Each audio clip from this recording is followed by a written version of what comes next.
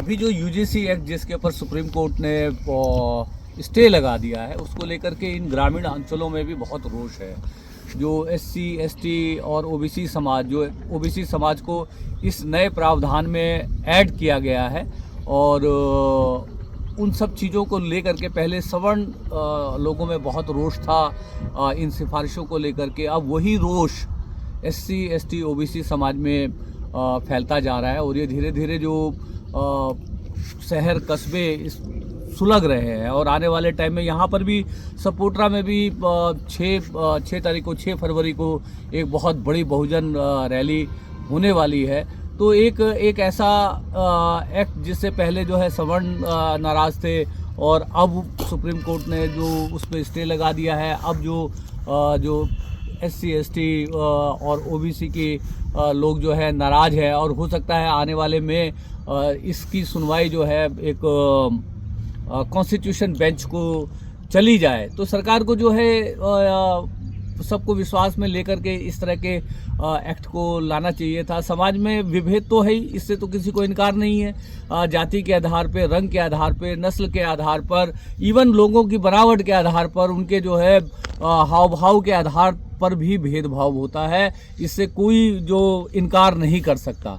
यदि मैं ये समझता हूँ कि जैसे यूजीसी एक्ट का जो हमारे जो सवर्ण समाज के लोग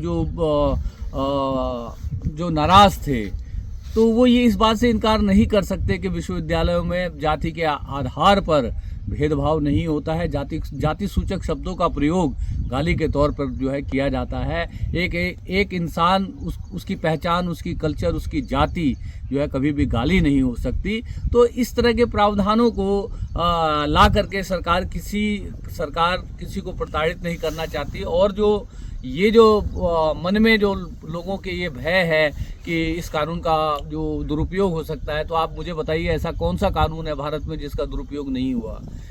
एनएसए का दुरुपयोग नहीं होता क्या? यूएपीए का दुरुपयोग नहीं होता? या जो दहेज से जुड़े हुए कानून जो है उनका दुरुपयोग नहीं होता? तो कानून के दुरुपयोग होते हैं, मगर ये देखना होता है कि किस अनुपात में होते हैं, कितने परसेंटेज में होते हैं। उसके आधार पर दुरुपयोग होने की आशंका से सुरक्षा के कानून न लाए जाए, ये कहीं से भी न्याय संगत नहीं है।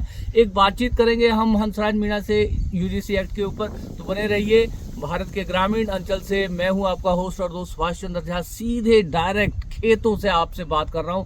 चारों तरफ मेरे हरियाली हरियाली है। एक तरफ गेहूं के खेत है, तो दूसरी तरफ जो है सरसों के खेत है। तो स्टे ट्यून्ड विद अस। और अब तक चैनल सब्सक्राइब नहीं किया तो हाथ जोड़ के विनती रहेगी, तो हमारे चैनल को सब्सक्राइब करिए, लाइक करिए, शेयर करिए।